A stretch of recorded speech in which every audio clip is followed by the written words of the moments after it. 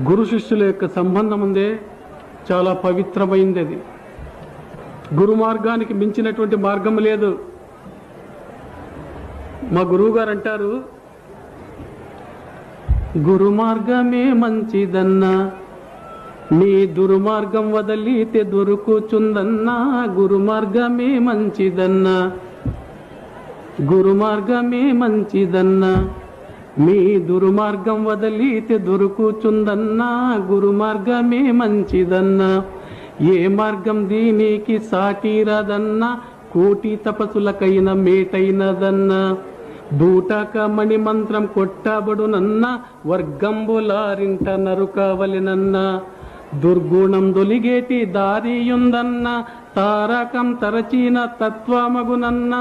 తత్వము తరచిన తత్వమసి అన్నా, చిత్తము నిలిపి నీవు సత్తు కనుగొన్నా. గురుమార్గమే మంచిదన్నా, నీ దుర్మార్గం వదిలితే దొరుకుచుందన్నా.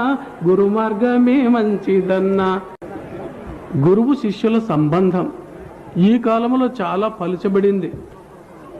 సామాన్యంగా గురువులు లౌకిక విషయాలకే వాడుకుంటారు. అది ఎట్లా కనబడుతుంది నాకు అంటే, వజ్రాల వ్యాపారి దగ్గర పోయి వంకాయల బేరం చేసినట్లే కనబడుతుంది.